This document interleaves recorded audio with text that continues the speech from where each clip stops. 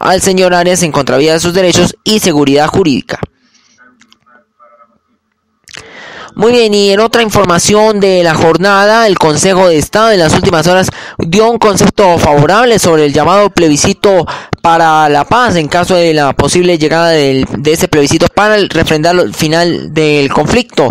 El Consejo de Estado le entregó a la Corte Constitucional un concepto a favor de la ley estatutaria que convoca un plebiscito iniciativa que busca refrendar los acuerdos de paz con las FARC.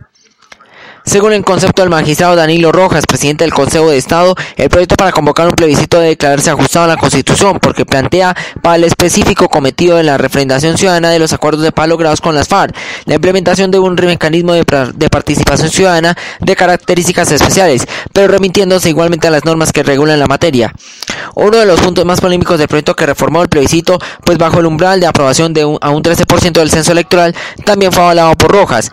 Se asegura que ese es constitucional, pues el Congreso puede establecer umbrales porque según los propósitos que se busquen, y afirmó que es asequible porque sirve para fomentar la participación de los ciudadanos en este tipo de mecanismos. Rojas insistió que el proyecto para convocar el plebiscito, iniciativa del gobierno, cumple con buscar la participación cualitativa más que la cuantitativa.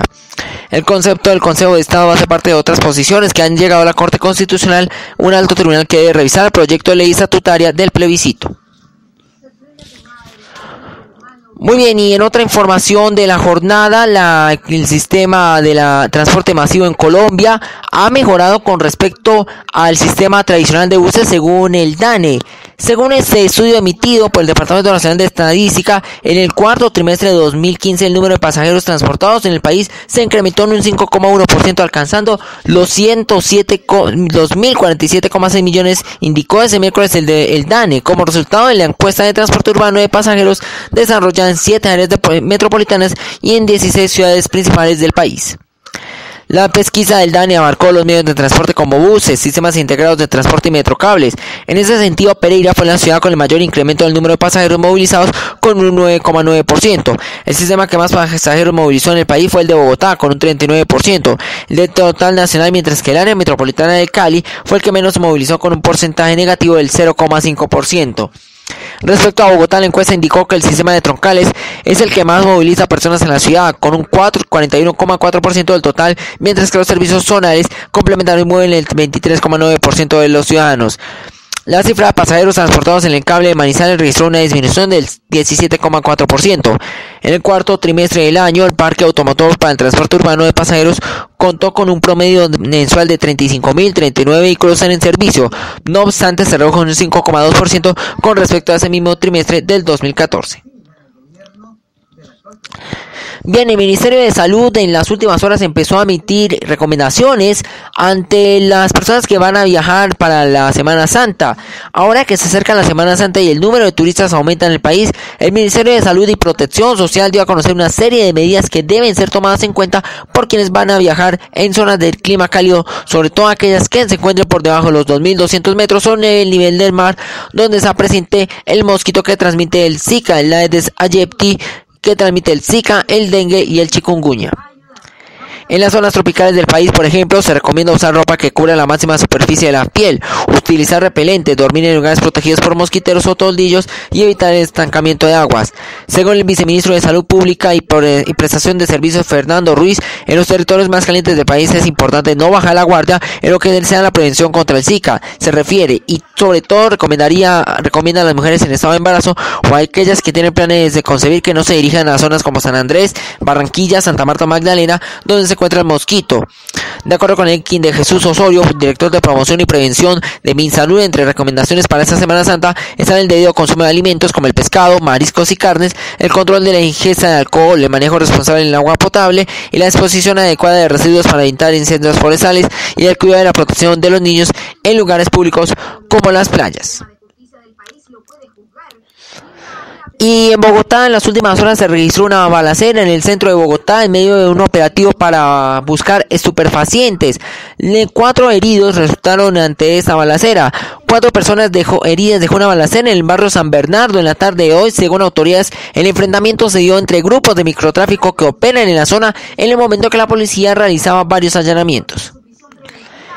El coronel William Sánchez, subcomandante de la Policía Metropolitana de Bogotá, señaló que se realizaron en total 8 allanamientos en ese sector y se logró la captura de 4 personas y la incautación de 6 armas de fuego, entre ellas una subametralladora. Más de 60.000 dosis de estupefacientes y munición fueron decomisadas.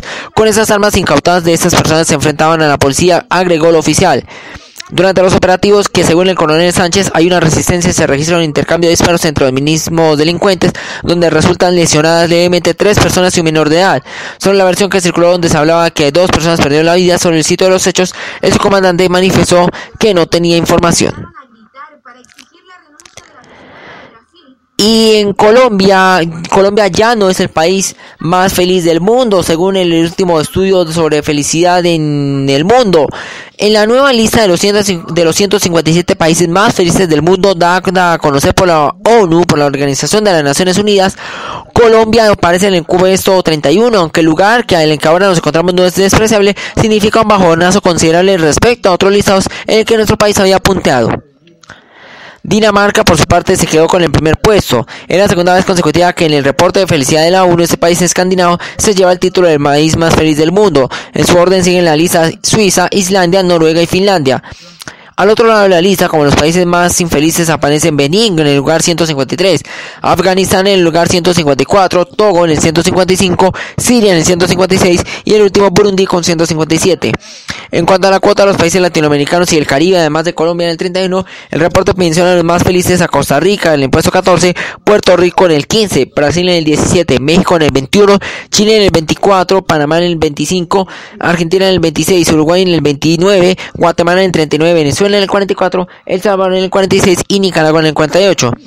Entre los menos felices, por debajo del puesto 50 se encuentra Ecuador en el 51, Bolivia en el puesto 59, Perú en el puesto 64, Paraguay en el 70, Jamaica en el 73, República Dominicana en el 89, Honduras en el 104 y Haití en el 136.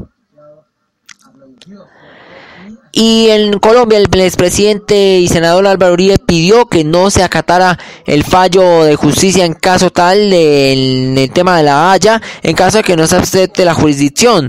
El senador Álvaro Uribe aseguró que Colombia no puede aceptar que la Corte Internacional de Justicia de la Haya ponga en riesgo la afectación de uno solo de los derechos del país en ese meridiano 82. Lo hizo al referirse a la decisión que debe revelar este jueves el Tribunal Internacional en torno a las dos nuevas demandas en contra del país instauró Nicaragua. El país centroamericano demandó a Colombia por lo que considera el incumplimiento del fallo de noviembre de 2012 que le quitó derechos a nuestro país sobre una parte del Mar Caribe y además pretende que esa corte le dé una plataforma continental extendida por más de 200 millas, con lo que ampliaría su frontera hasta cerca de Cartagena.